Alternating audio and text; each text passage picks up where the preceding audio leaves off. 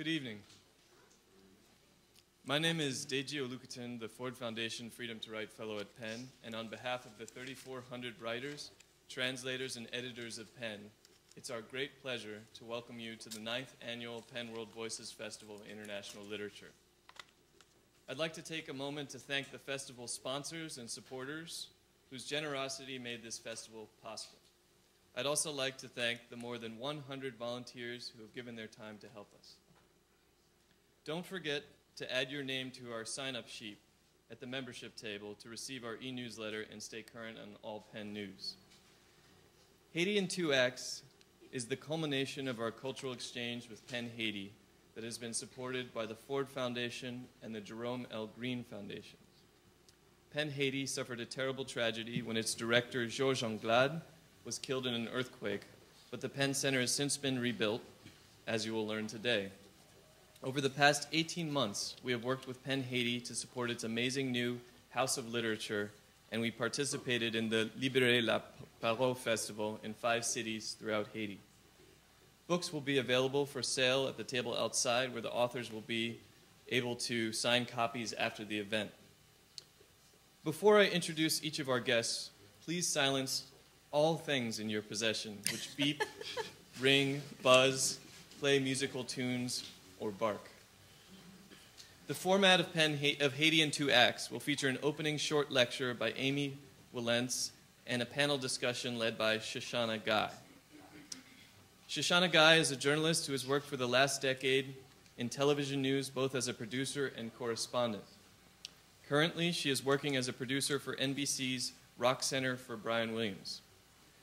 Her work covers a broad range of issues, including criminal justice, poverty, race, military lives, and foreign affairs. After journalism school, Guy traveled on a frontline fellowship to Haiti, where she completed a multimedia project on the subject of Haiti's water crisis.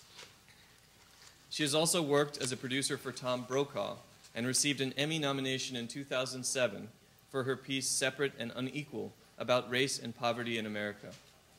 Her most recent work for Brian Williams includes the program Inside the Situation Room with President Obama.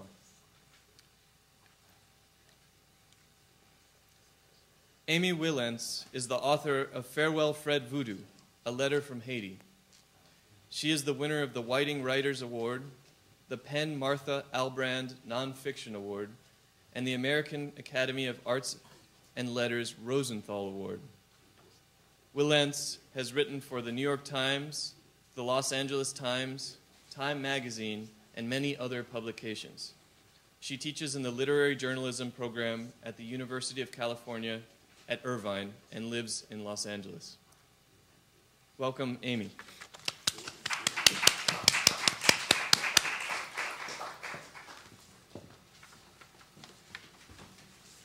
I'm so pleased to be here. It's really my hometown, even though I live in LA and teach in Orange County, which is a pretty scary place to be, especially if you're used to Haiti. Irvine can seem a little sterile, to put it mildly. So I wanted to talk to you today a little bit about working in Haiti, and mostly about the relationship between outsiders in the Reconstruction. Can I just move that?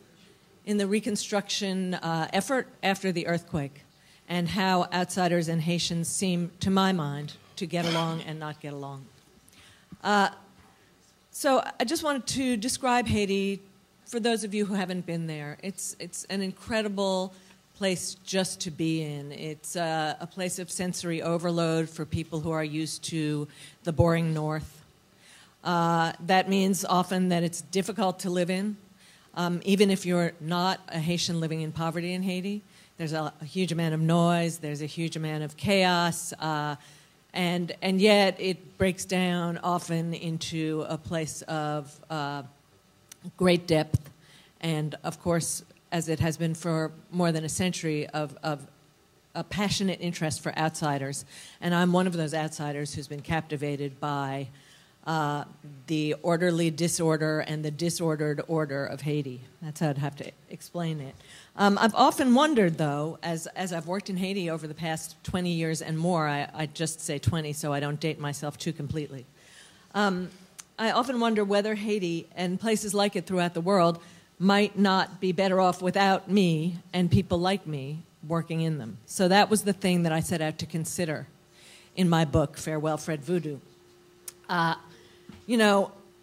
Often when you see outsiders working in Haiti, what I notice is this complacency that people feel. There's an assumption that we have a role to play in a place like Haiti, and that the role that we are playing is a positive one.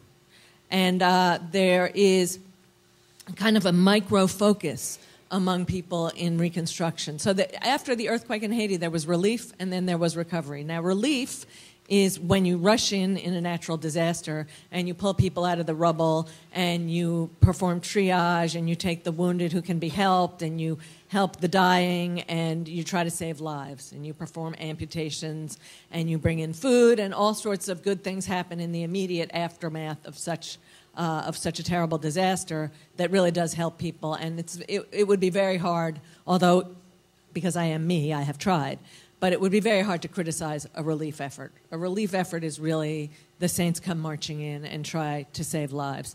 But after that, in Haiti came reconstruction, and that was the much more complicated part of the situation there. I'm just going to take off my watch so I don't go over time, which is my tendency. So when I first went down to Haiti, I would get on an airplane in New York or in Miami, and I would be virtually the only outsider. Outsider is a code word, really, for white person, although it can be a black foreigner, obviously, or a person of any color coming in to help. But most often it's a white person, and that's how I could judge outsiders in the early days when I was first going to Haiti. I would be the only white person on the plane. Sometimes in first class there would be some businessmen, some foreign missionaries, but basically it was me and Haitians. But then after the earthquake, what I noticed was the tables had turned. There weren't that many Haitians coming in. There were Haitians going out, but not coming in. And there were lots and lots of newbies, as I call them, outsiders coming in to help. And they really meant to help, okay? So I don't want to attack the motivation of the people who came. Everybody wanted to help. But I remember most clearly at Miami Airport a group of young missionaries, all together in powder pink and powder blue shirts, coming from somewhere in America. And the name of the group was Hands and Feet Project. And their T-shirt, because they had to have a T-shirt so they could tell who they were, their T-shirt said, "Religion that our Father accepts as pure and faultless is this, to look after orphans and widows in distress." That was their T-shirt. And they were all young, like fresh-faced, corn-fed American kids. And when I got home after that trip to Haiti, I went online and I looked up Hands and Feet Project. This is a problem. If you put the name of your program on your T-shirt, reporters will find out who you are. So I went and looked at these people, and what I found was, it wasn't yet a year after the earthquake, and what was on this website was awesome adventure in Haiti.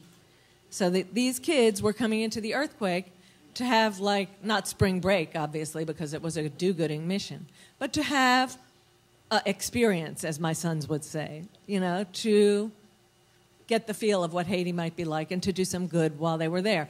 And then you have to think about Haiti more generally. So Haiti has been known for years as the Republic of NGOs. I'm sure most of you know what an NGO is, but an NGO is a non-governmental organization.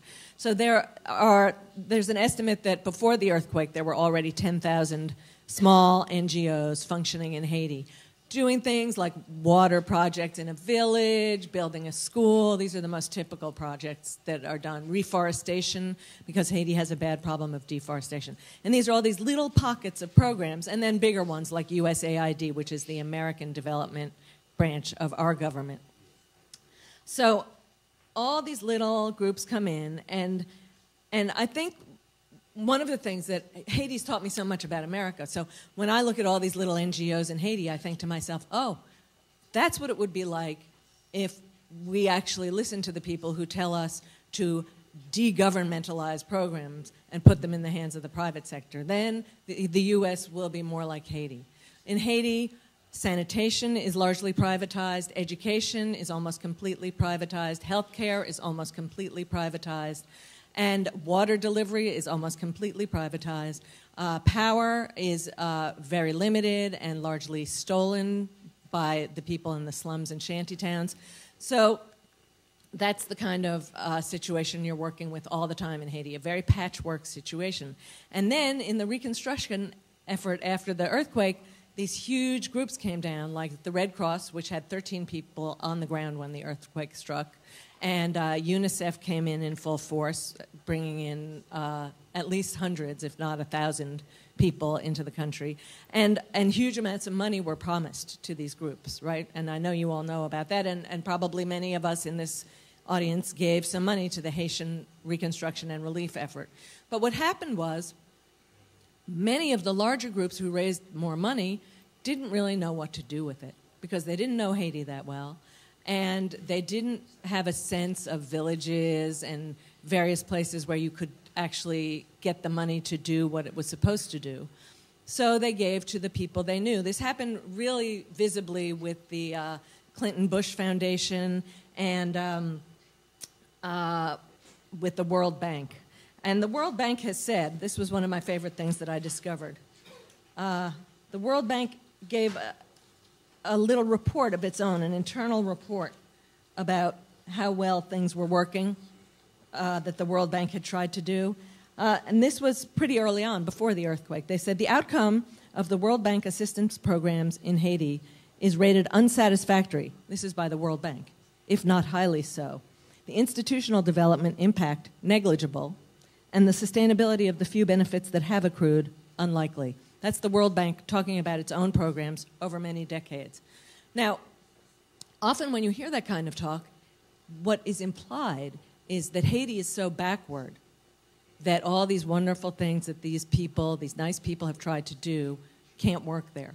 But if you look at it with what I call Haitian eyes, you see more that what these people are trying to impose is not something that's viable in Haiti. So I think it's a complicated two-way street between the outsider programs and the Haitian population upon whom the outsider programs are being imposed in many cases. One of the things I always say about Haiti is it's not for amateurs. You can't be a fresh recruit and really know what you're doing. And that's why people like Bill Clinton, who's known Haiti for a long time, but not, I would say, intimately, only works with one stratum of Haitian society. That's the people he feels comfortable with, so that's who he goes to. And when he has earthquake money to spend, he goes to small business because those are people he knows and friends of people he knows, and he helps with grants to those kinds of businesses, which indeed does create some jobs. But one thing that was happening in Haiti after the earthquake was everybody kept saying, oh, this is a great opportunity, which to me, isn't that an outsider's point of view? You know, a country, its capital destroyed, 300,000 people arguably dead, and outsiders are saying a great opportunity. It's a little cynical.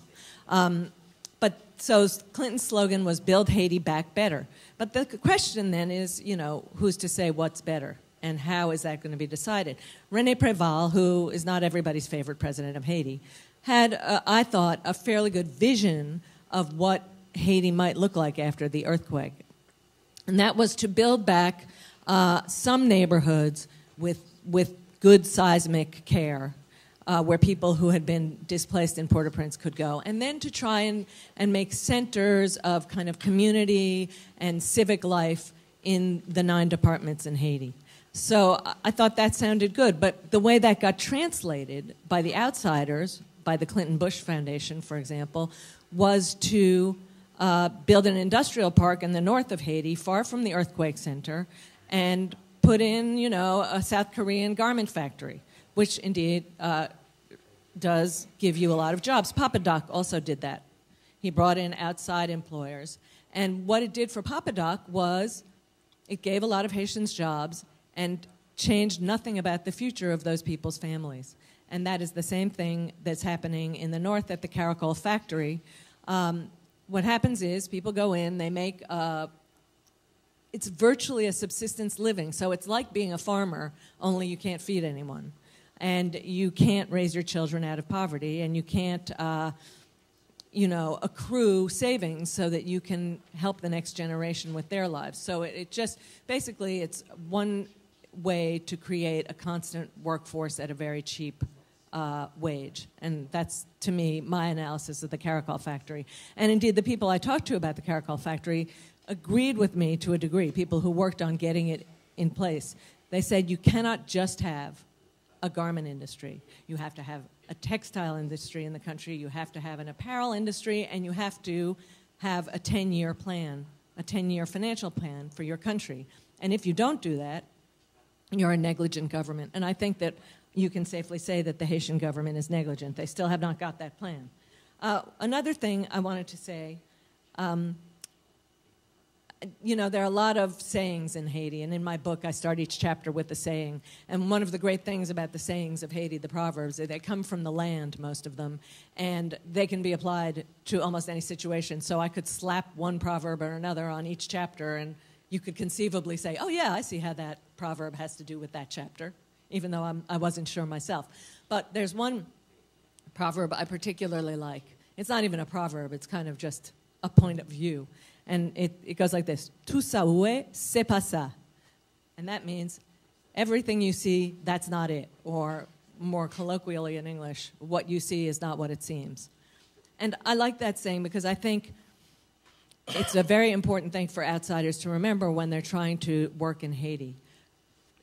When you go into a village in Haiti and you don't know that village yet, if you don't know Haiti, you're not going to be able to figure out who's who and what's what. So you go in, say, and you park your car, and someone comes up to you, a tall, handsome man, reasonably well-dressed for a villager, and he says, can I help you? What do you want? Here's a place where you could get something to eat. If you want to stay over, maybe you can stay down there. And you think he's in charge of the village. But the secret of Haiti is don't look here, look there. And if you divert your eyes from that man who seems so in charge, and you look over there in the corner next to a big charcoal bag is a little old lady with her hat pulled way down, and she runs the village. But you won't know that unless you've spent a lot of time in Haiti. And what happens to outsiders working in Haiti is they don't get where the locus of power is. And they're working with one guy, and he's telling them one thing, but that's not what it is. Tout ça oué, c'est pas ça.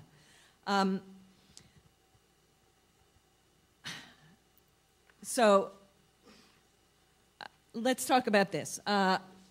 One thing in Haiti is that you hear all the time about corruption in Haiti and how the government is so corrupt. And I've spent a lot of time thinking about that because it's true. And one thing to remember about corruption is it doesn't happen in a vacuum. Corruption only happens when there's the corrupter and the corruptee, okay? So you need someone giving the money and someone taking the money. That's corruption. I wanted to read about a system of dysfunction in Haiti, if I can find it. The failure of aid in Haiti is caused not only by outsider innocence or incompetence, but also in many cases by Haitian corruption and the country's lack, pre- and post-earthquake, of a serious functioning government that works for the people. Many say the government is disorganized, but no one is fooled. It's organized. Actually, the Haitian kleptocracy has been organized over the years, almost purposefully, one might conclude, to be porous and incompetent to allow for corruption. It is a mechanism into which money is poured and then siphoned off. The Duvaliers perfected it. It's an organized disorganization and ordered disorder. Here's this from a pre-earthquake report on the failures of aid in Haiti by the National Academy of Public Administration. That sounds like a boring name for an organization, but they've written a great little paragraph here. Lack of government capacity went considerably beyond poor aid administration. Haiti has dysfunctional budgetary, financial, or procurement systems, making financial and aid management impossible. A budget reform law enacted in 1985 was never fully implemented. Offices were not created and personnel remained unassigned. Budget procedures and policies were not in place. Budget data were unavailable. From 1997 through 2001, there was no approved national budget. Internal and external audits were weak. No external audits were conducted for years. Not even Parliament had access to or approved the budgets. Public procurement procedures were never fully implemented. Procurement was decentralized without controls or accountability, and so on. This is not because Haitians are incompetent because they can't do it. They're incompetent because the government is not supposed to do it. And for years, this has been an approved practice to benefit outside companies that want to do business in Haiti, like Texaco, like the Haitian American Sugar Corporation, like the National City Bank, which basically just used Haiti as a place to be. If you paid a big enough bribe at the beginning of your connection to the country, then you didn't have to pay taxes in Haiti. So that's the way it used to be. It's changing a little, and perhaps that's an area where the earthquake helped out. I learned something very important in Haiti, and that is something I never really believed, which is that to give is better than to receive. Okay, my whole life, truly in my heart, I believe that to receive is far superior than to give. I like receiving. Do you like getting a gift? I like getting a gift. I prefer getting a gift. I'm the kind of person who goes to a store, she sees something she wants to give to someone else. It's so nice, I'll buy one for me too, right? So I like to get, I like to receive. But in Haiti, I began to understand that actually to give is better than to receive, because in giving, you have the choice. In receiving, you're getting whatever happens to be given. I often think about the guys on the street in L.A. when I think about Haiti and how whatever I want to give them, I can give them. And I wrote something in this book about a kid I knew years ago. So when he was little, I knew him. He was an orphan, as many of the orphans around Father Aristide, then Father Aristide, later President Aristide, but at this time he was still a priest. So he had all these orphan boys who were given places to sleep and a little bit of education by him. And I got to learn Creole through these boys around Father Aristide. And one of them was Philibert. And Philibert was a very harsh person to know, but I still loved him a lot. And now he's a grown-up man, and he's a complicated person. And I thought I would read about him for you. The last time I saw him was a year after the earthquake, at the celebration, the commemoration of the earthquake dead.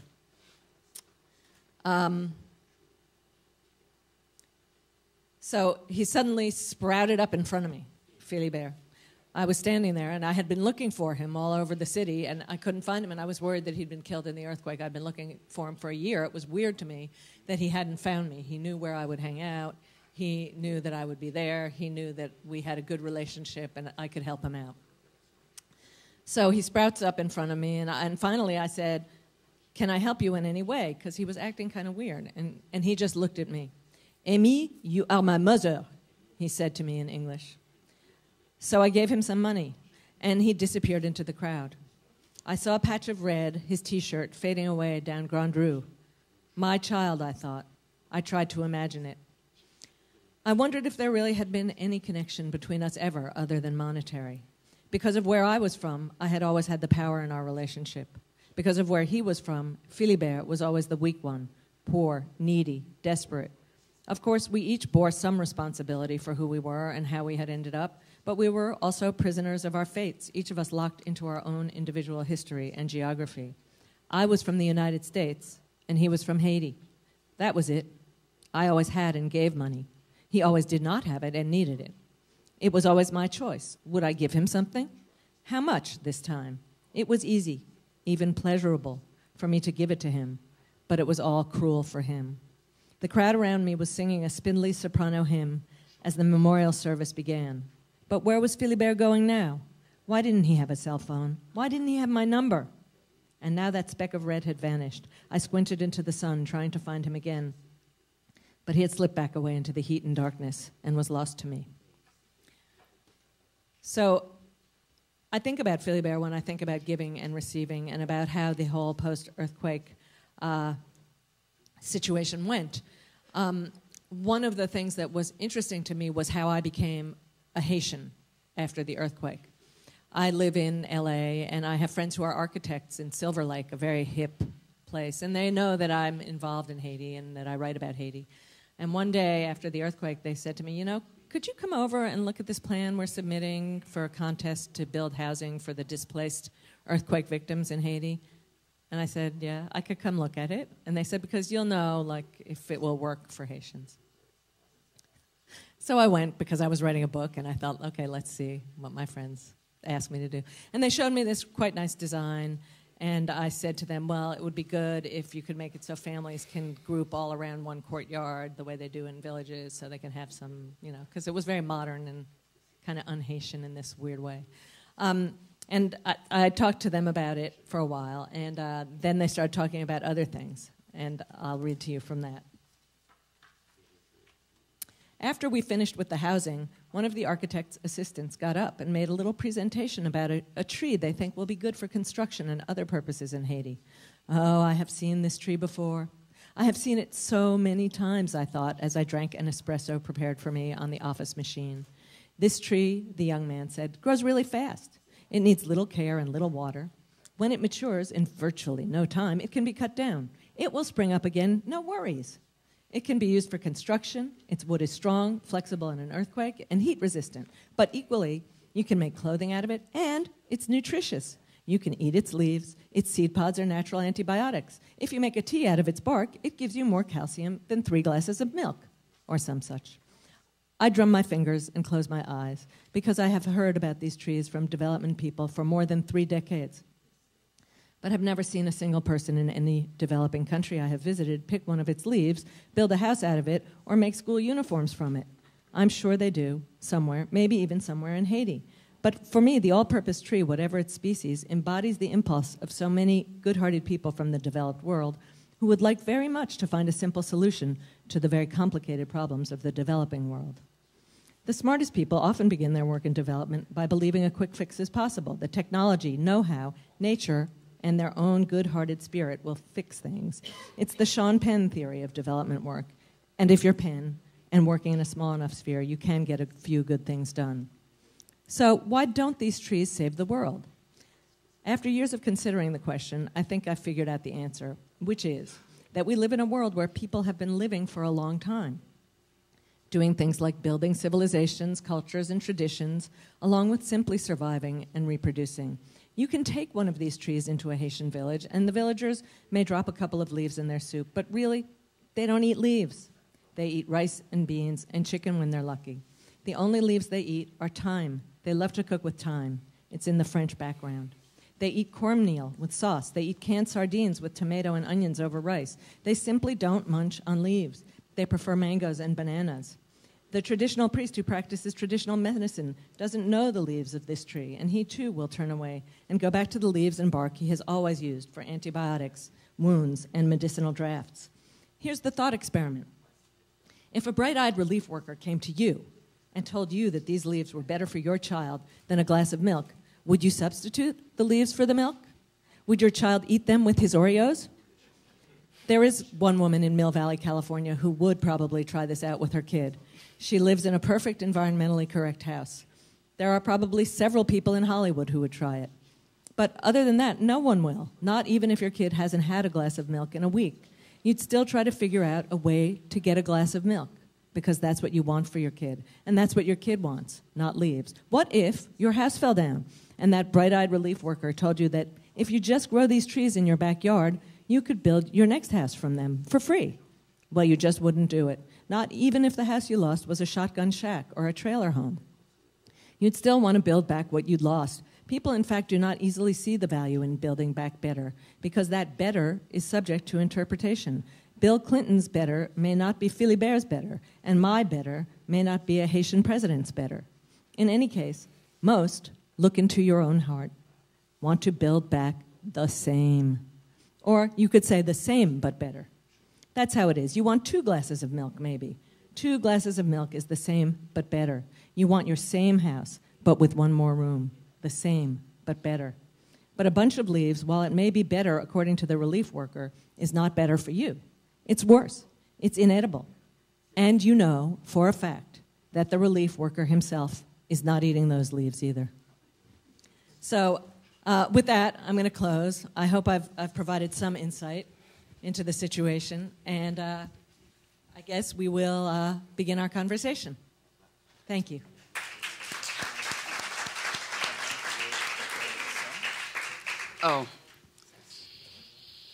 Oh, yes. Okay. I'm getting a note. Hi, everybody. So we're about to engage in a conversation, and we have 2 individuals here from Haiti. I'm going to introduce them. We have Jean-Euphèle. Jean-Euphèle was born in Please, in advance, I apologize for any hacking of the French language, okay? Born in Passerein-Gonaïves on January 14th, 1969. He studied applied linguistics and information management at the State University of Haiti and the University of Freiburg in Switzerland. He led the Haitian Library of Père du Saint-Esprit from 1996 to 2000 and the Intercultural Library of Freiburg, Switzerland from 2004 to 2006. His novel, L'Alphabet des Nuits, 2004, won the Prix Georges Nicole in Switzerland and was a finalist for the Prix Prince Pierre in Monaco, among others. A co-founder of La Maison Georges Anglais, PEN Haiti's new house of literature, he serves as the president of PEN Haiti. And beside him, Émilie Prophet was born in Port-au-Prince and trained in law and modern literature in Haiti before studying communications at Jackson State University in Mississippi. For 8 years, she's run a jazz program on Radio Haiti, and before that, she worked as an official Haitian attaché in Geneva for education and cultural diplomacy. She writes for various magazines, including, oh God, here we go, Chemin Critique, Bouture, Casa de las Américas, Cultura, and La Nouvelle Revue Française. Prophet is author of 2 collections of poems. I think I'm cut off here. Yes, I'm cut off. So I'm going to stop at her collection of poems, although I also know that she's a novelist, and they also happen to be married. So welcome. So I guess I want to just start off. I finished the book last night. It's a wonderful read for those of you who haven't read it. I highly suggest the read. And it's got a wonderful tone to it. It's very frank, very clear-eyed. And so I guess my question to Emily and Jean-Euphèle is, paint a picture for us. What is the tone like in Haiti right now? What is the climate like there 3 years after this earthquake, in general?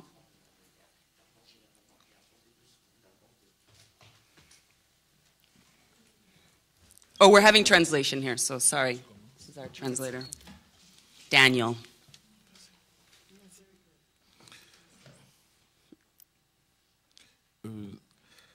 Bonjour. Good morning. Good afternoon. Emily m'a permis de parler avant. C'est pas un machisme à l'haïtien, c'est parce que c'est parce qu'elle veut.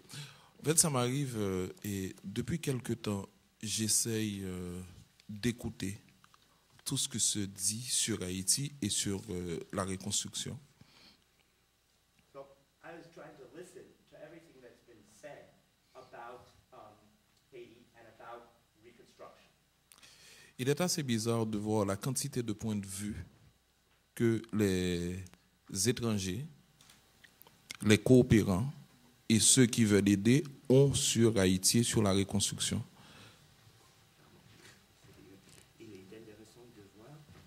Oui, d'accord. Non, il est intéressant de voir la quantité de réactions, des fois contradictoires, que les étrangers et surtout ceux qui sont impliqués dans l'aide ont sur la reconstruction en Haïti. Bear with us here. We're going to work this out. C'est comme la reconstruction, ça vient doucement.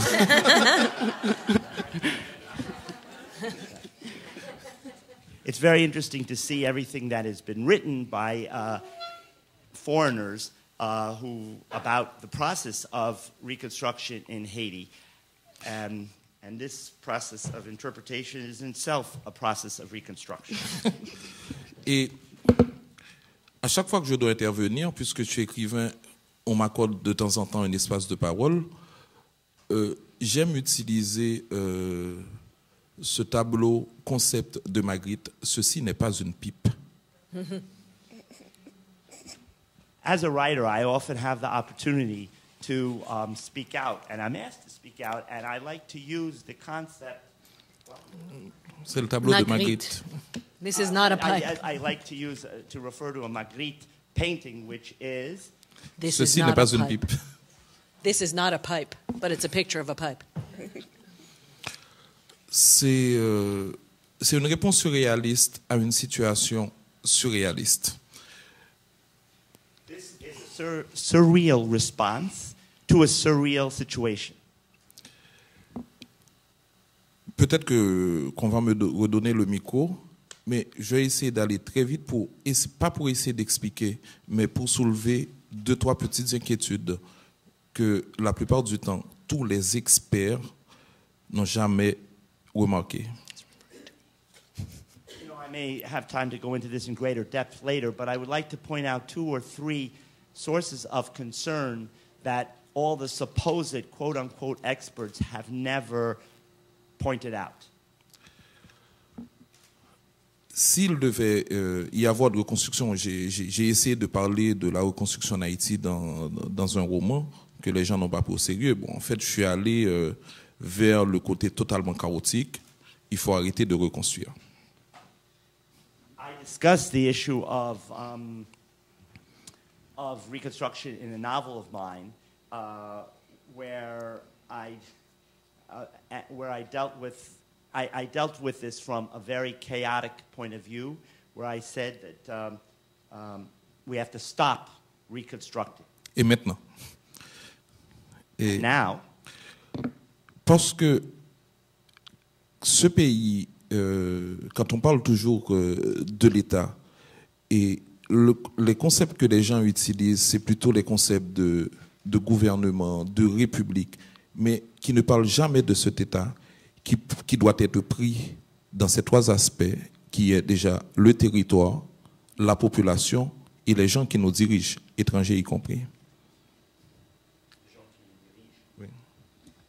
So when people talk about the idea of a state, they overlook this concept of republic, which needs to be viewed from 3 aspects, which are the territory, the people, and the people who run it. Peut-être qu'on aura besoin de 10 heures de temps pour expliquer les causes et tout l'impact de la vulnérabilité de ce pays, où il est quasiment impossible, même avec toute la sensiblerie humanitaire, de porter un projet réel de reconstruction.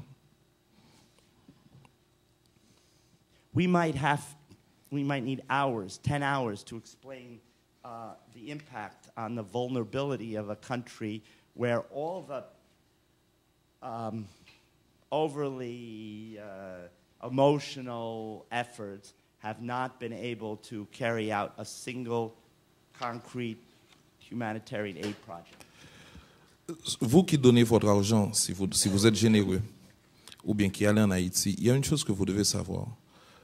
Ce pays, pendant plus d'1 siècle, a été mis dans un programme de vulnérabilité qui a été socialement et politiquement construit. Those of you who give your money or visit Haiti should know one thing, that for over a century, this country was inserted in a program of vulnerability, which was socially and politically constructed. À cause de tout ce qu'on a déjà comme menace naturelle, c'est-à-dire c'est un pays qui est assis sur une faille, qui est sur la route des tremblements, qui est sur la route des cyclones. Il y a tout, mais tout, sécheresse, inondation, tout ce qu'on veut. Because of Haiti's many natural threats, Haiti is built on a fault. It's on the cyclone, the hurricane route. We have droughts, we have floods, everything, you name it, we've got it. Construisez une école. Si vous construisez une école, il y a 1 heure de temps de pluie, cette école ne fonctionne pas pendant 1 semaine. You build a school and it rains for an hour, and the school will be out of, will stop working for a month, for a week. Construisez l'usine de limonade. Je suis sûr, dans les années à venir, cette usine sera dysfonctionnelle. Donc, commencez déjà, moi, ce que je demande peut-être, c'est de commencer par voir les problèmes structurels de ce pays. Et tout ce que vous voulez mettre sur cette vulnérabilité, ça ne sert à rien, ce sera détruit. Et après, on va parler de corruption et de tout ce qu'on veut. Mais je crois que le problème est déjà structurel. So if you built a lemonade factory, I would venture to say within a year that would be dysfunctional. So I believe that you have to look at the underlying problems of vulnerability. And of course, after that, we could discuss corruption.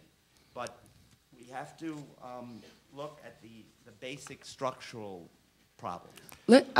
I just want to, before we go on, because there's something internal into that conversation, I want to go back to the money for a second. What happened to all the money? Because there was so much of it. So much of it. I mean, Amy, you have in your book, USAID had $350 million.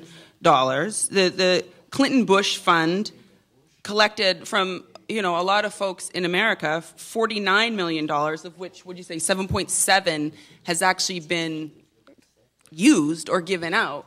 So, Emily, maybe you can answer this for us. What the hell happened to all the money? Eh bien, cet argent, il est retourné chez vous. Puisque là, il y a beaucoup d'argent, certes, qui a été donné. On a entendu les chiffres à la télévision, à la radio, mais quand on parle de corruption, cet argent a été dépensé. On oublie d'ajouter que cet argent n'est pas dépensé par les Haïtiens. So that money had been given, and we heard the figures on TV and the radio. But when you talk about corruption, when you say the money was spent, people neglect to say that the money was not spent by Haitians. Et comme je suis chez vous, je ne vais pas prendre l'exemple des États-Unis par courtoisie. Je vais prendre votre voisin d'à côté, le Canada.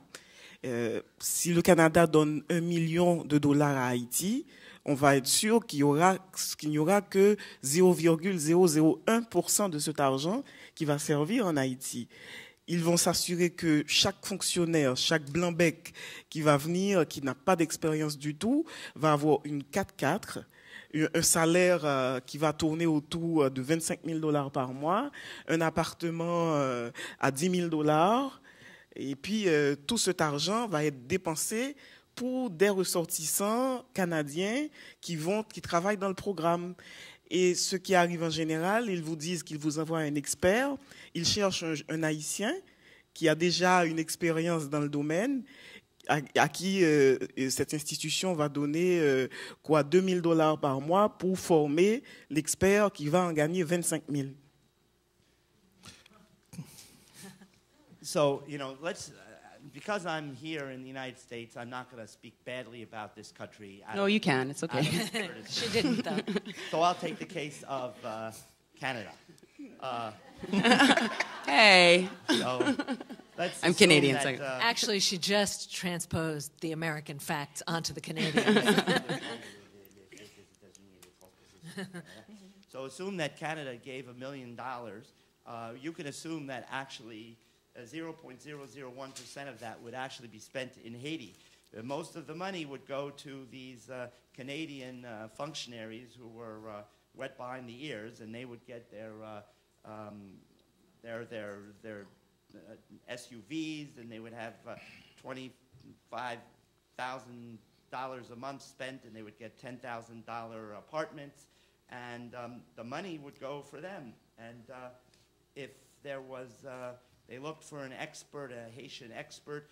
Maybe they would spend money on creating an institute, and they would give the institute $2,000 so that the institute could train people who would. L'Institut formerait des gens qui gagneraient $25 000 par mois, who would then earn $25,000 a month. Can I speak to that? Yes, a second? go, Amy. Okay, so I think Emily is absolutely right. This is how it worked. But there's a reason for this, and it's I think it's a reason that smacks of racial prejudice, and the charge of corruption in Haiti allows these people to function this way. So what happens is an organization gets a huge amount of money, which they raise off the victimization of Haitians. Okay, so they show you pictures of orphans and rape victims and the elderly living in camps. Then they make a lot of money. then they're not very experienced in Haiti. They don't really know what to do. So they do what the American government also does in Haiti. They pay themselves. And that's what Emily is describing. They pay themselves, so they have a big salary, they have a nice place, they have their vehicles, lots of big white vehicles to drive around in. And what she said at the very end is, then they hire a Haitian who knows something for very little money so that he can train an American who will make 5 times as much money as that Haitian. And also another thing to remember about this, and I still say with Jean-Euphèle, that these are people of good heart and they mean to do well. But they also get a resume line on their resume in the humanitarian world. So that what you see are people who'll say to you, oh yeah, I met him in the Indonesian tsunami, and then we dated in Darfur, and we broke up in the Haitian earthquake. That is the crisis caravan, and that's the group of people who well-meaningly and caringly end up spending money on themselves and not so much on the victim community. Moi, je pense que non. Je pense que le système est bâti de cette façon et il n'y a pas de success story dans les questions humanitaires. Et cela, qu'il s'agisse d'ONG tout simplement ou de grandes institutions comme la Croix-Rouge et autres. Quand la Croix-Rouge a eu des millions d'euros en Europe après le tremblement de terre, de gens qui donnaient parce qu'ils leur montraient des images absolument affreuses d'Haïti, la Croix-Rouge ne va jamais acheter une ambulance. Elle ne va rien donner qui reste. C'est le propre des ONG. Elles ne construisent pas. Elles font dans l'éphémère. C'est le système qui est construit comme ça. Et il y a même des lois dans certains pays. L'argent doit être majoritairement dépensé dans des projets qui emploient des Canadiens, par exemple, puisqu'on était sur le Canada. On parlait du Canada. Si. Okay. Actually, I think the system, that's how the system is. There are no success stories, whether we're speaking about the NGOs or the big institutions such as the Red Cross. The Red Cross earned or received millions of dollars in donations thanks to these photos of suffering Haitians, and the Red Cross never bought an ambulance. All of them, they never spend money on anything that stays behind. These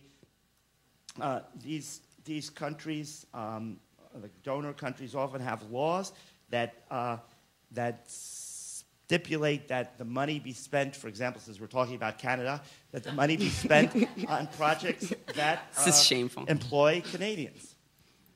I have a question for you. Yeah, I'm sure this. Sorry, go ahead. D'accord, je reprends. Okay, mais moi, je vais parler. Je suis beaucoup plus complaisant qu'Emily. J'ai l'impression que les gens ont le droit de gagner de l'argent et de faire du dry cleaning ou de blanchir leur argent.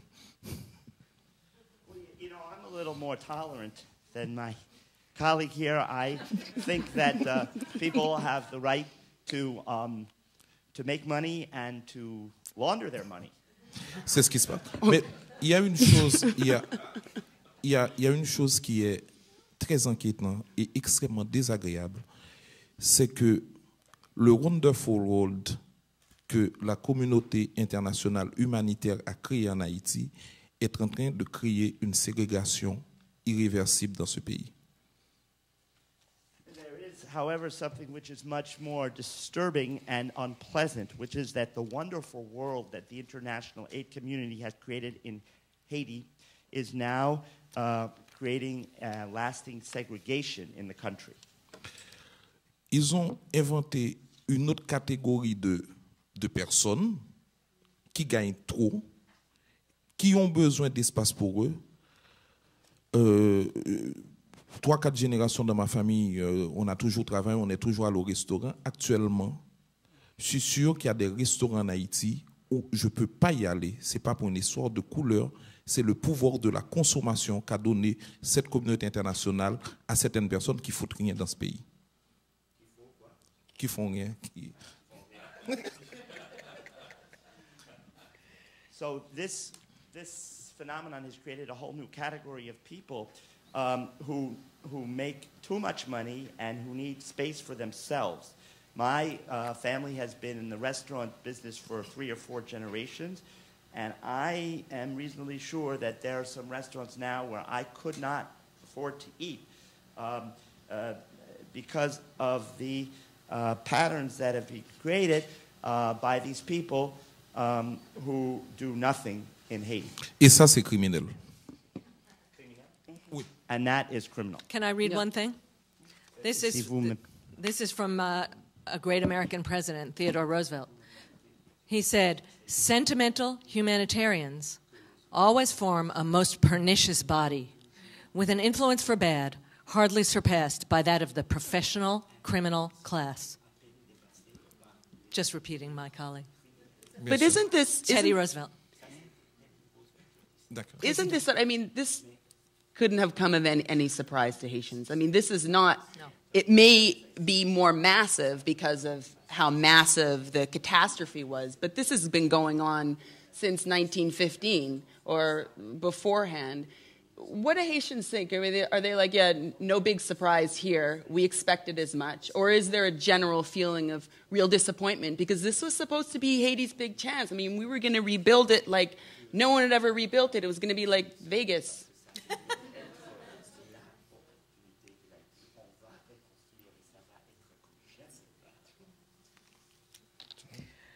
Bon, je pense qu'Émile a dit tout à l'heure, il y a beaucoup de gens qui se sont complus à dire que le tremblement de terre serait une chance, qu'on allait pouvoir repartir de zéro et construire. Mais justement, on ne peut pas construire sur tous ces cadavres. C'est ça le problème. Le problème, c'est que repartir de zéro, c'est très cynique comme assertion, comme déclaration. On va à partir de ça construire. Mais pour construire, il faut qu'il y ait les moyens, il faut des politiques publiques.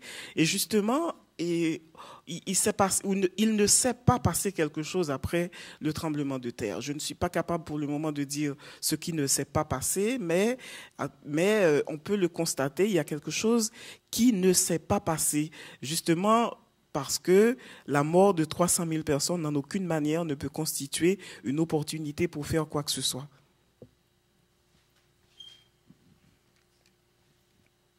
Well, you know, there were some people who did say, this is a great opportunity. This is a fantastic opportunity because we're going to be able to build from the ground up from zero.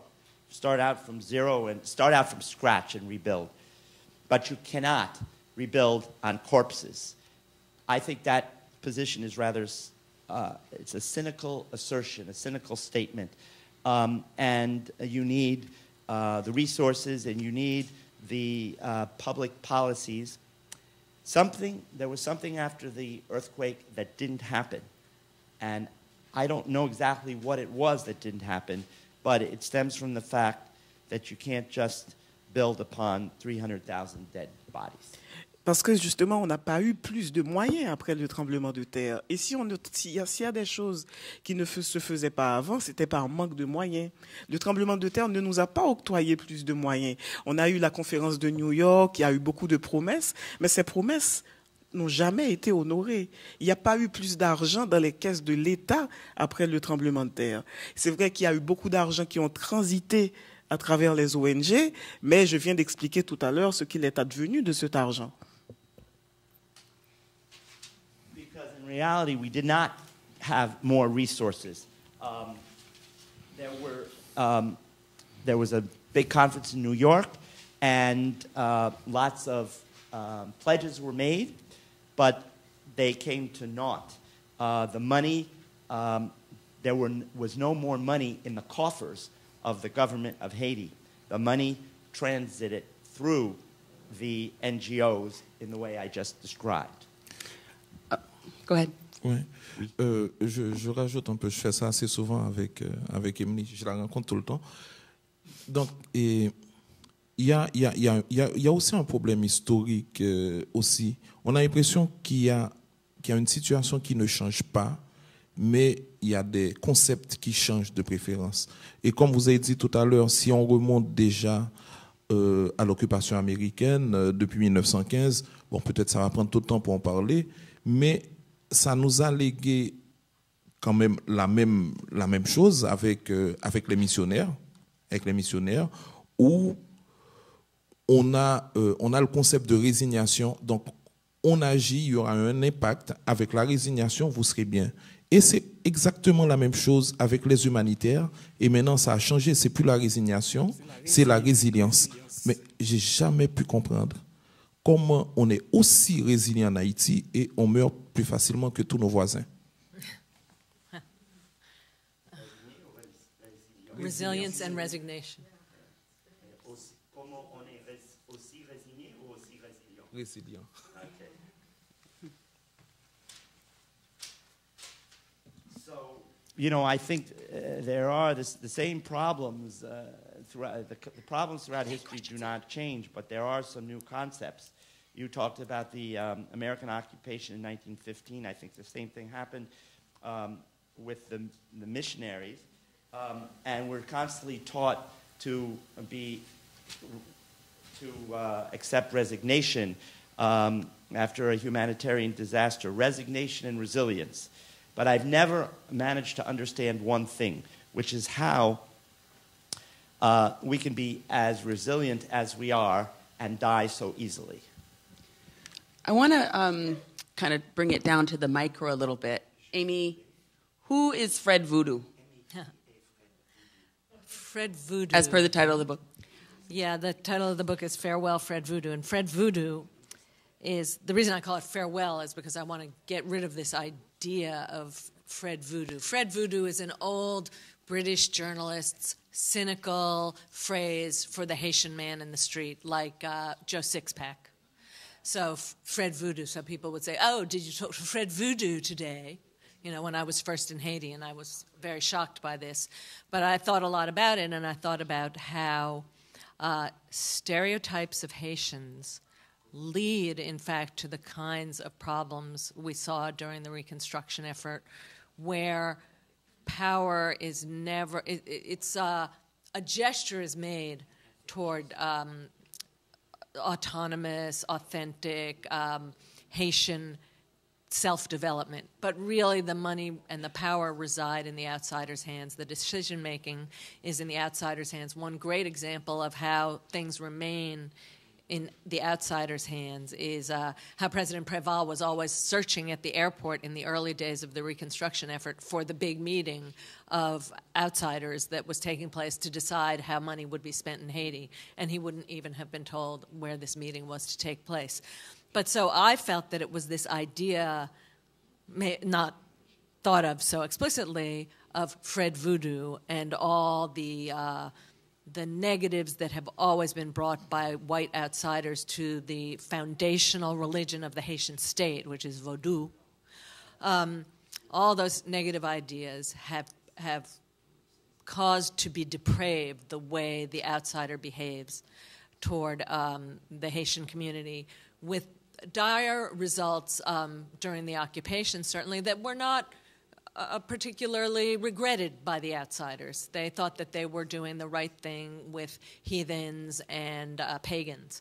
And now that the outside community is a little bit more sophisticated and more politically correct in its speech, so they don't talk the way they used to talk under the occupation, but I think that those same prejudices and fears continue. And I think one of the things perhaps to talk about is this terrible fear of the poor that certainly during the relief effort, which was a massive security effort too, to protect private property as well as to bring doctors in to help the injured, that Fred Voodoo really persisted during this whole period in the minds of the outside effort, and that was dangerous, and one has to get beyond that. I also want to ask my Haitian colleagues here, so what should happen?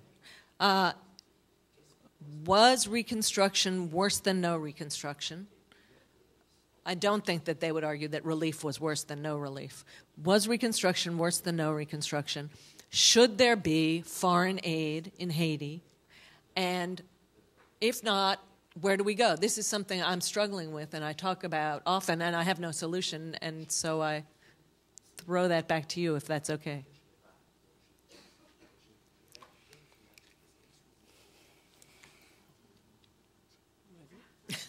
I love the marital, It's a big discussion. question.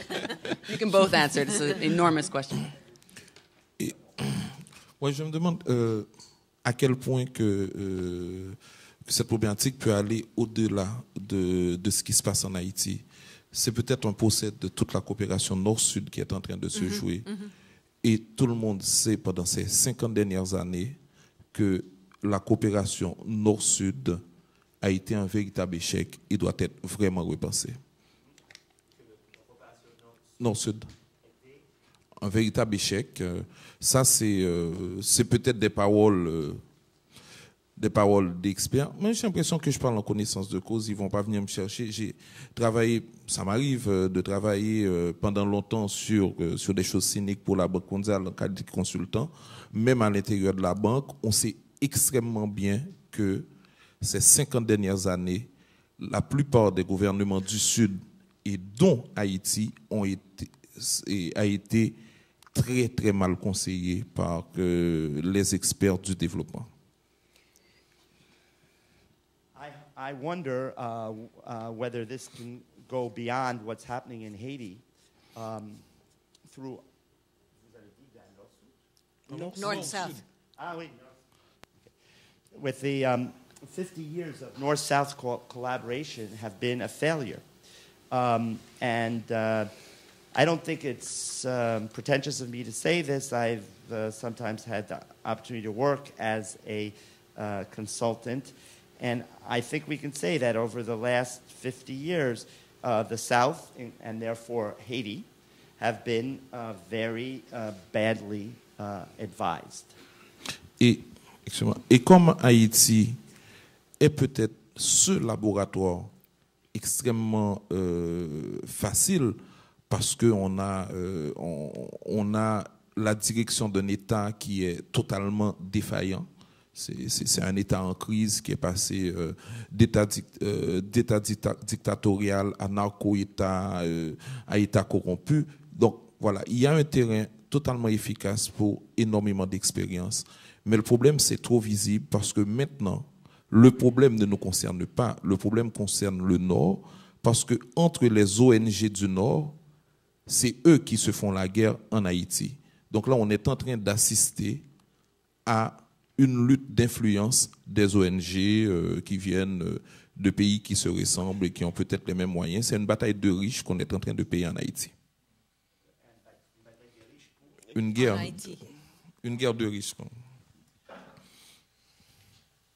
So, look, we know that the country of Haiti has had problems going back many years. It's a state in crisis that went from one dictatorship to the next.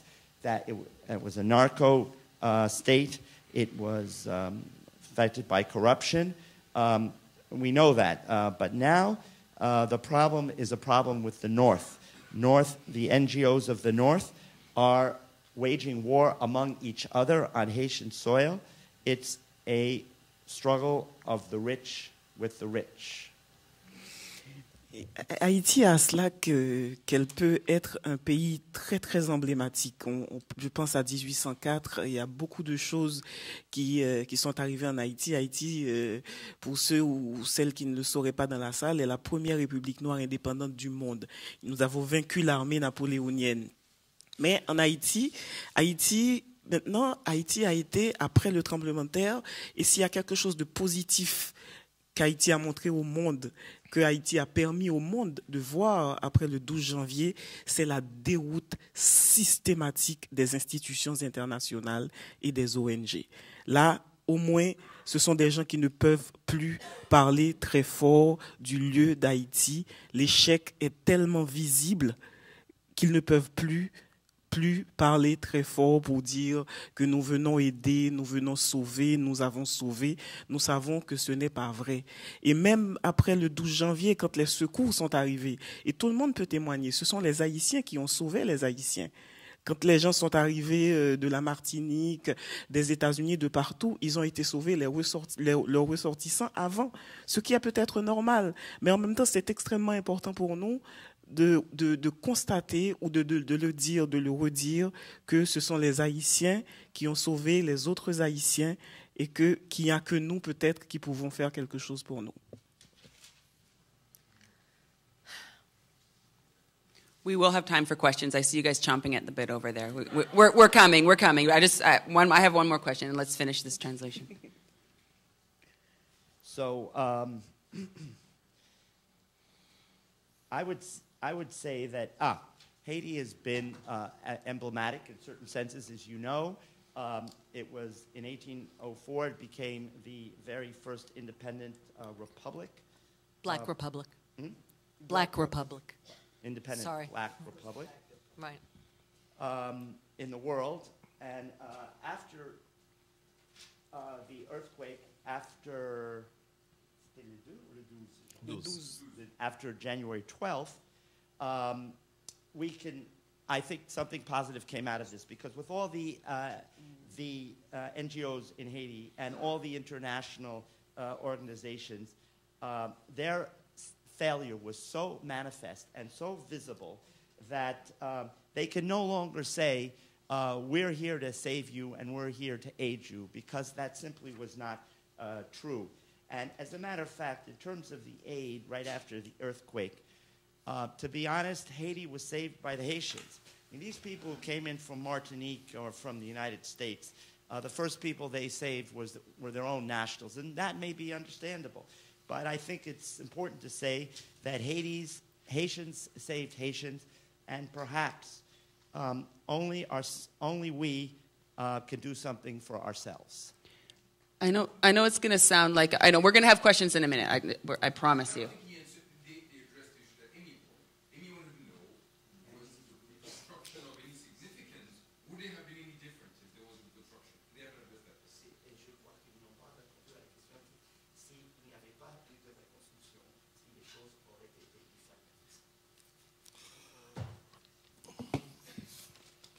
Oui. Yes. Je vais vous dire pourquoi. Parce que tout à l'heure, j'ai essayé de parler de cette forme de ségrégation qui est en train de s'installer dans le pays. Et quand un peuple perd déjà sa dignité et que ce peuple est sous les projecteurs malveillants de tous les pays, mais je vais vous expliquer très bien. Après le séisme, Emily a parlé de ça hier, après le séisme, on a été obligés, nous les écrivains, de prendre d'assaut toutes les rédactions des journaux plus ou moins importants un peu partout dans les grandes capitales pour dire non, ce peuple n'est pas en train de piller. De toute façon, la ville, il n'y a rien à piller. Donc, So I talked to you before about segregation in the country and this loss of dignity. Now, when our country was placed under the spotlights, the harsh spotlights of the world after the earthquake, we journalists were called upon to take all the major news headquarters, the newspaper headquarters, by assault and tell them that pillaging is not going on. As a matter of fact, there is nothing to pillage. Et oui, c'était mieux avant parce qu'on avait moins de militaires. Je vais vous expliquer très simplement. Aux États-Unis d'Amérique, en démocratie, je peux quand même parler. Le premier milliard de dollars, quelques semaines, et qui a été dépensé en Haïti par les Américains un mois après le tremblement de terre, 60 centimes sur chaque dollar dépensé allait aux militaires. Tout ce qu'ils avaient comme travail, c'était de garder leurs armes et de prendre du soleil. On était en janvier. On était en janvier. 30 centimes pour des entreprises américaines, 7 centimes environ allaient à ce qui venait, etc. Et 3 centimes en renforcement institutionnel pour l'État haïtien. 60 centimes pour l'armée, qui faisait rien, on n'était même pas en guerre.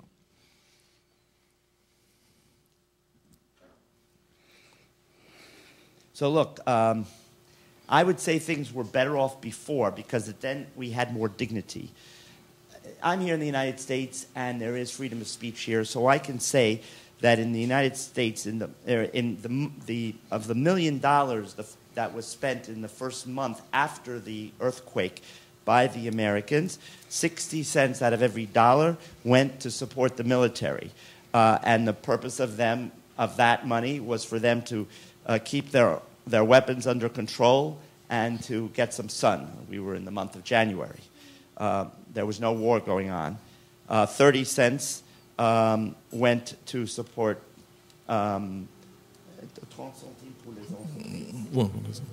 for companies, and 7 cents, only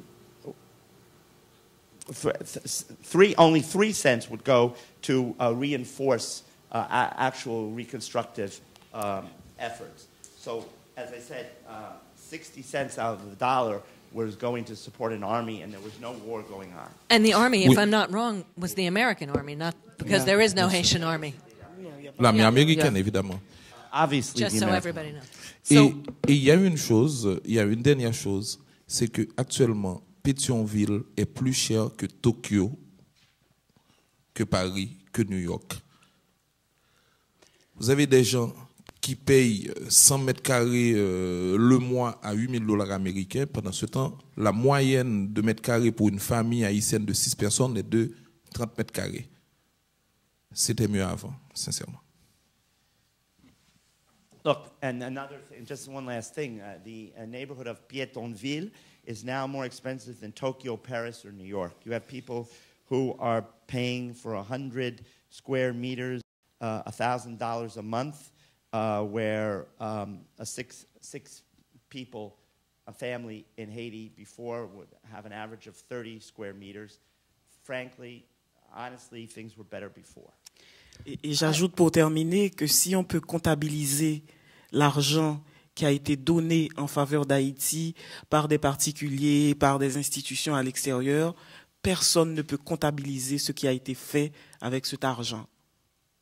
Right, it's been very secret. And let me just say add that if we were to make an accounting of all the money that was spent in Haiti by individuals and institutions, nobody can make an accounting of that. Okay, I think we're going to turn it over to the audience here in a second. I have one last question for you, Emily. Amy talks a lot about the interpersonal relationships. We spent a lot of time on the broad, bigger picture, but these interpersonal relationships that are ongoing for generations and generations between outsiders and Haitians. You guys will have to read it, so we don't have time for it, but she talks about werewolves. And werewolves in Haiti, I guess, apparently are different than werewolves here. Our werewolves, the moon comes out, they bust out, they're hairy. In Haiti, they're more like vampires. Right. So talking about that relationship from the outside and going in and constantly taking. And I'm aware of that as a journalist because it's a very tricky, and Amy, I think you would agree, it's very tricky. You're like, am I being a vulture here? Am I actually doing anything? How can outsiders have a more balanced relationship with Haiti? On an interpersonal level. Or can they? Or can they? Because they're going to keep coming, so... We're coming. They're not stopping. We know this. Mais est-ce qu'on parle de relations interpersonnelles de citoyens d'un pays à un autre ou d'institutions? One-on-one. One-on-one. In friendship, or do you mean working together? Working together, friendship, it's always imbalanced either way, right? Mais je pense que c'est l'une des raisons qui fait que que les étrangers ils aiment venir en Haïti. La relation est vraiment bonne. Nous sommes dans un des rares pays, et je parle sous le contrôle de Thomas Peer qui est dans la salle, qui est un grand ami d'Haïti. En Haïti, les gens se foutent que vous soyez blanc, que vous soyez jaune, que vous soyez vert. Déjà, tout le monde est nègre en Haïti. Que vous soyez blanc ou noir, on vous désigne comme nègre. Donc, il n'y a pas de problème de relation entre personnes en Haïti. Donc il n'y a pas de cas rapporté où les gens auraient subi un racisme quelconque ou non. C'est vraiment un pays très très accueillant où les gens sont faciles à vivre et ils sont prêts à tout faire pour vous faciliter la vie. She hasn't read my book. I haven't read her book. Je vais ajouter un élément de réponse. Je vous laisse traduire d'abord. Okay. You know, in Wow. Haiti, I Not would what she say meant. that interpersonal relations are actually very good. You know, it doesn't matter whether you're red, blue, green. Everyone in Haiti is black, and even if you're white, you're referred to as black. And there's no interpersonal problems in Haiti. I mean, we didn't have an experience like Nazism. I would say that, you know, Haiti is a country where it's easy to live, and in that sense, people are extremely warm in the reception they would offer you, and they try to make life easy for people. D'accord. Mais il y a une chose qu'il faut dire parce que j'ai l'impression que derrière notre discours, c'est pas une intention de dire on est des cannibales, ne venez pas, on va vous manger. C'est vraiment pas ça. C'est un procès contre la coopération, Et en Haïti, ce qui est bien actuellement, c'est que il y a des gens qui viennent de l'extérieur, qui restent et qui font un travail extrêmement important. Un travail déjà avec énormément d'amitié. Ce sont des gens qui écoutent, qui accompagnent, qui apportent ce qu'ils ont et qui apprennent aussi. Dans les rues de Port-au-Prince ou dans les provinces maintenant, on a toujours eu cette tradition en Haïti, les blancs qui sont de notre côté, ce qu'on appelle les petits blancs, blancs pas nous, et les autres. Et ça se voit déjà, comment ils s'impliquent.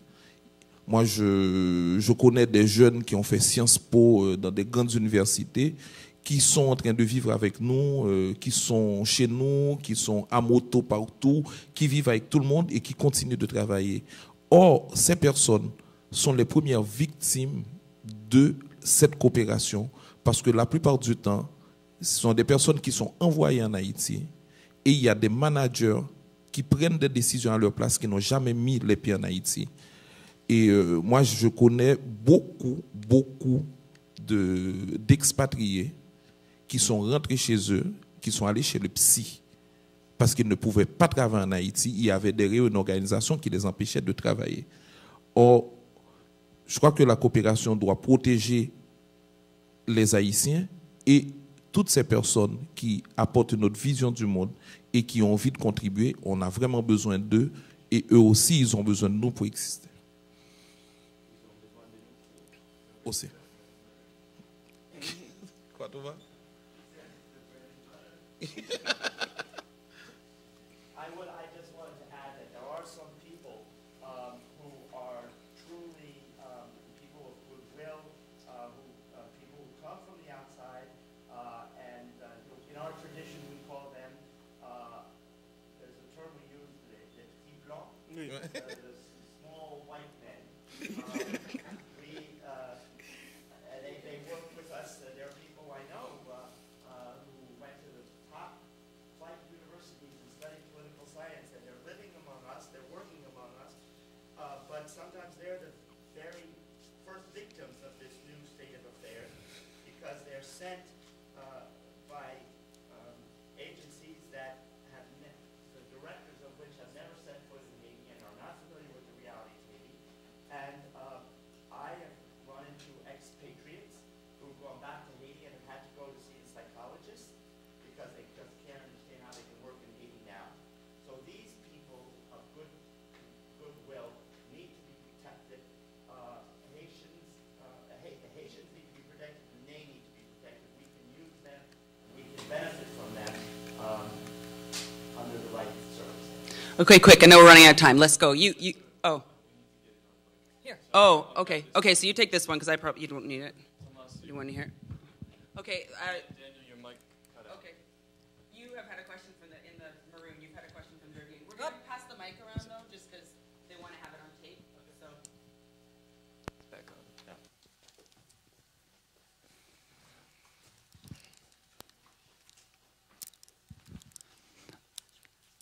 So I happen to work with a worldwide orphans organization that does work in Haiti.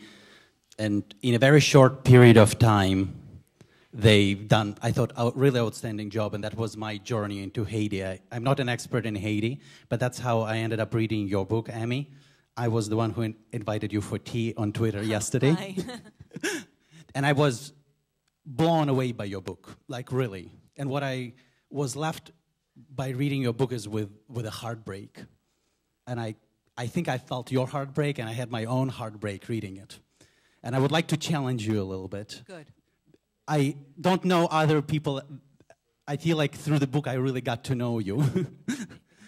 So that's why I wanted to challenge you. Like, this sounds like a lot of complaining and whining about all these people that didn't do something or didn't do as well as somebody was supposed to do. How come you're not the one telling us the solution? You know about Haiti so much. You've seen so much. I felt your insight and understanding were so profoundly deep. How are you not the one telling us this? Well, first of all, I feel a little like it's not my position, you know, because I'm a writer. But so I feel like that would be arrogant. And what I hate to be is part of this Republican narrative that says all helping is bad and we shouldn't have foreign aid anymore. But again, as Emily was saying, and also Jean-Euphèle, maybe it really has all been for naught. And I know there are some good projects out there. I think it's really hard for those good projects, which are usually small, to do what is called in the development world scale up. I think it's hard everywhere too, by the way. I don't know whether scaling up is like an outsider's dream. But I thought that when Préval was going on about how it should be decentralized, but in a very communitarian way rather than the way the outside community has envisioned it, I liked that dream for Haiti, so that you wouldn't have, again, that concentration of population in Port-au-Prince who could die in another earthquake in the way they died in this earthquake. On the other hand, I know my friends in Port-au-Prince. They don't really want to go live outside of Gonaïves. They want to live in Port-au-Prince or in Pétionville. They don't want to go live in Port-Salut, really, except maybe for a weekend. So I cannot really say, although I'm a writer and I think I know a bit about Haiti, I'm not an economist, and I can't be prescriptive for the future. And I think there is a certain impasse that we now have recognized, both North-South and also outsider Haitian, in terms of how the country can progress. And when Emily talked about the revolution was a great, historic, incredible achievement by slaves against masters. And believe me, it wasn't done with that much help from the outside. It was Haitians who did it. So I really respect the idea that what should happen next should come from the Haitians. Oh God, are we really already on last question? Can behind you in the green shirt there. Yeah, go ahead.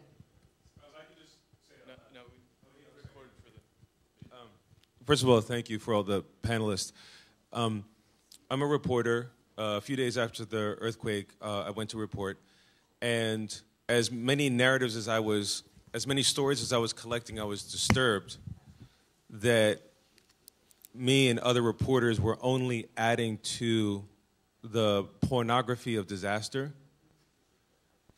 And so my question is, what vital historical context do you say that reporters must have when covering both the memorial of the disaster and the reconstruction?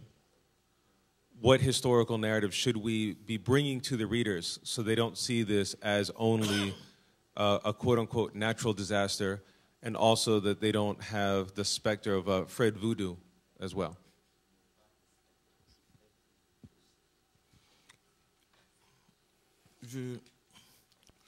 Je suis tenté de répondre pour dire que je trouve que le minimum d'honnêteté demande de faire un travail comme Amy. Et ce qu'il faut éviter, parce qu'on ne peut pas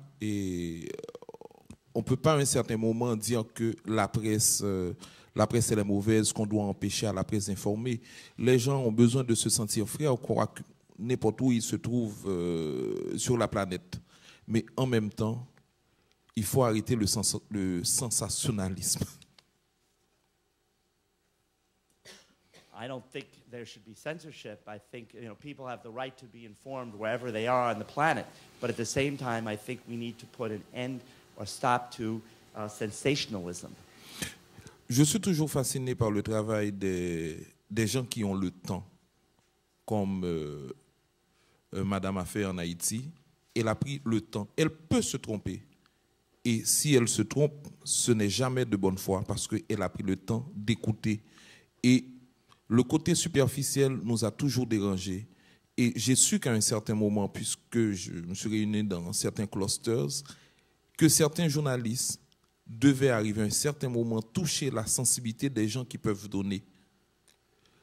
Vous imaginez un pauvre Américain qui sort du boulot, 8 heures de travail, et qui arrive devant sa télévision, qui se met à pleurer parce qu'un petit Haïtien qui meurt, parce qu'un journaliste a choisi de le faire pleurer. Parce qu'une grosse organisation a choisi de dire à ce journaliste, il faut faire pleurer les gens parce qu'ils doivent donner. Et c'est ça, j'ai l'impression qu'il faut arrêter. I've always been fascinated to the work done in Haiti by journalists who have had the time. For example, my colleague here on the round table, because if they make a mistake, it has always been, it's never been in bad faith because they have the time to listen. We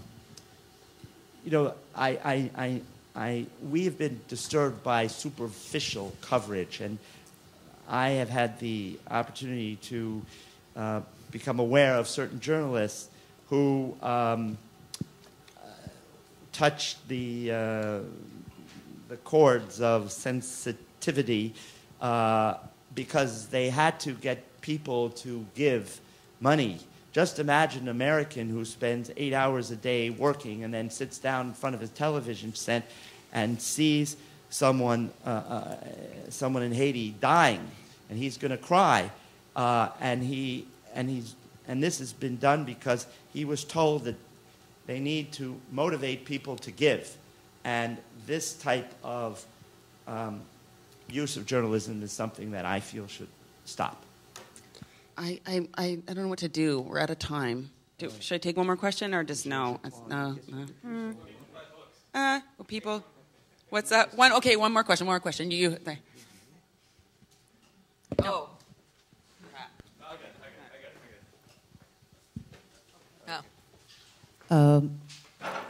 Je demande la question en français, peut-être vous pouvez traduire. Juste, je voudrais savoir si...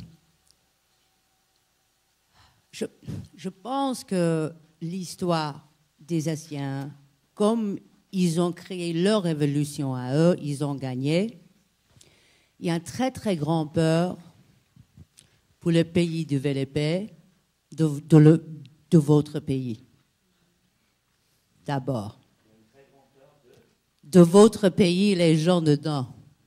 Et si les gens ont la force, ils ont peur qu'il y ait une force à redonner aux Haïtiens, je pense.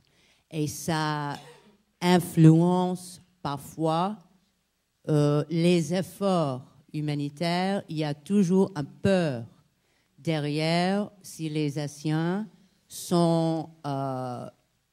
s'ils retrouvent leur pouvoir, ils sont dangereux. Et je voudrais, c'est pas ma point de vue à moi, mais c'est vraiment, je pense, un point de vue qui dirige beaucoup des choses que vous avez parlé aujourd'hui. Et je voudrais savoir si vous avez des choses en parallèle à partager par rapport à ça ou si ça fait de sens. Can you just translate the question real quick so we know what we're talking about I here? could do it. Okay, go ahead, Amy. Haïtien. So the question is that since Haiti was indeed a country that earned its own independence, there seems to be a certain fear that Haitians could be gaining too much power. And I didn't know if you had any, if you felt, and I think that's influenced aid efforts in Haiti, and I wanted to know if you felt that there was any truth in that.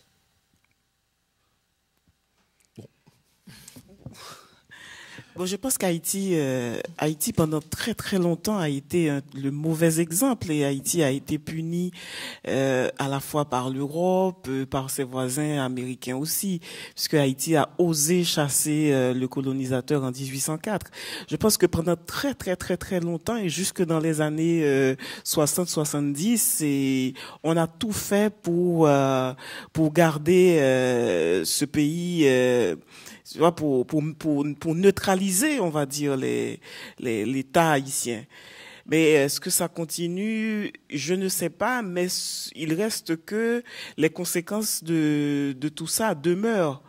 Les conséquences de tout ça demeurent. Donc, quand on parle d'Haïti et qu'on dit c'est un pays qui n'est pas arrivé à s'en sortir, c'est un pays qui n'est pas développé, l'État est corrompu, mais on n'a jamais analysé l'histoire d'Haïti, l'après 1804, l'avant d'abord, et l'après 1804, ce qui s'est passé dans ce pays. Déjà, c'est un pays, et on va dire les États-Unis, ce pays a maintenu François Duvalier au pouvoir pendant les Duvalier au pouvoir pendant près de 30 ans, parce que c'était la garantie que le communisme n'allait pas rentrer sur l'île.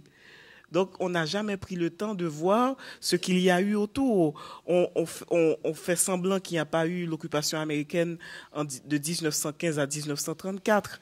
Tout ce qui a été fait pour que le pays ne s'en sorte jamais.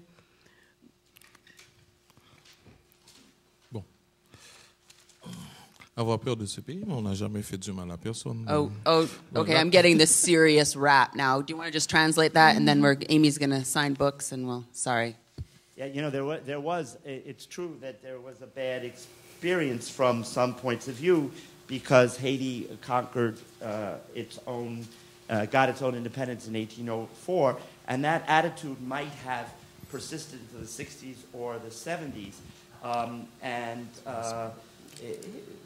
this attitude that other countries had towards Haiti. What were the consequences of this? It's true that the country had political corruption, military dictatorships did not develop, but there's never been a real in-depth analysis of the situation before 1804 and after 1804, and then, of course, there was the U.S. presence, the U.S. that was responsible for keeping Duvalier in power for 30 years as a way of staving off communism, and we don't discuss the U.S. occupation from 1915 to 1934, and certainly we need to take a look at all of that in determining the situation today. Okay, thank you, everybody. Daniel, you did a great job. That's Daniel Scher, our translator. Thank you to everyone who came, and to PEN, and the Public Theater, and the Standard, who are the venues. Amy, I think, is going to sign books. Okay. Yeah, so there's book signing, and I'm sure you can ask more questions. Thanks, everybody, for coming.